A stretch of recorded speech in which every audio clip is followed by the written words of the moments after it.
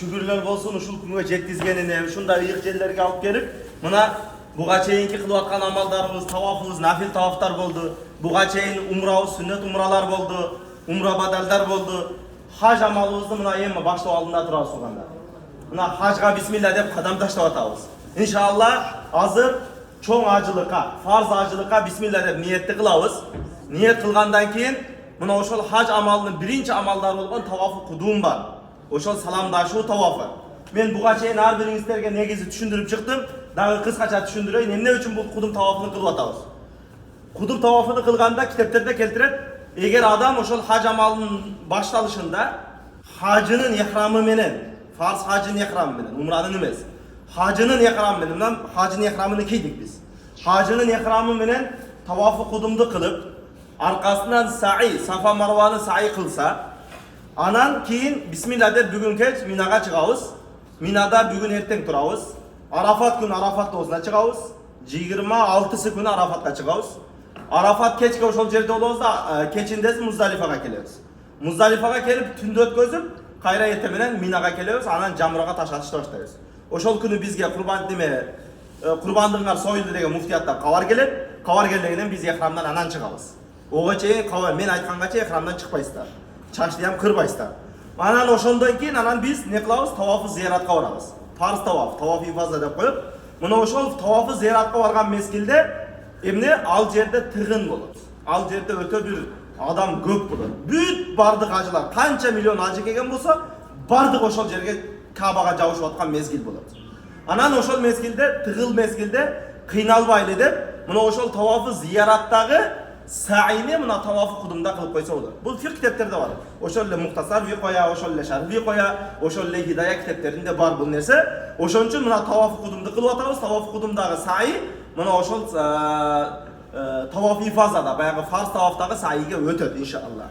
Анан буга таваф кудумга отдельно ниет кылыш керекпи? Жок, ага ниет кылыш шарт эмес туганда.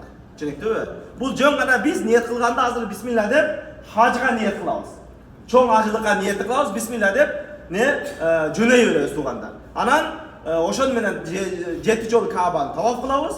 7 жолу Кабаны таваф кылгандан кийин Сафа Марваны сай кылабыз. Ошондон кийин бисмилlah деп кайтып келип, ушул жерде гостиницада бир ай эс алып турсак, анан кечирак иншалла бисмилlah деп Минага чыгып кетебиз.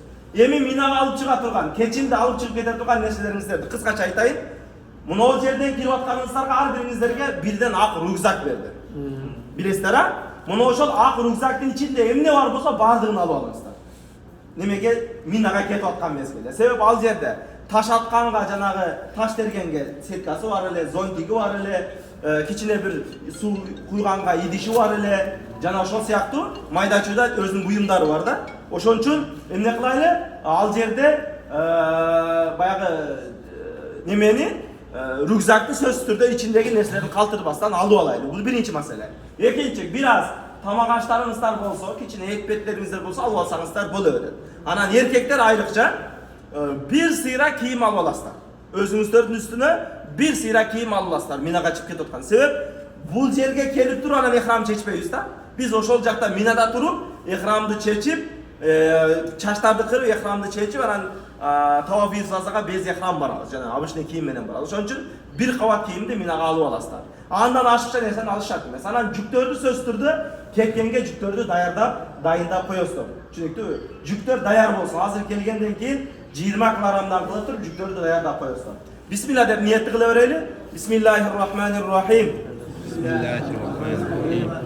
Allahumma inni uridul hajja fayassirhu li wa taqabbalhu minni labbaik Allahumma labbaik Labbaik Allahumma labbaik. labbaik la sharika laka labbaik Labbaik la sharika laka labbaik. innal hamda Innal hamda wan ni'mata wan ni'mata laka wal mulk laka wal mulk la sharika lak. la sharika lak. Bismillah deb çıkıveririz.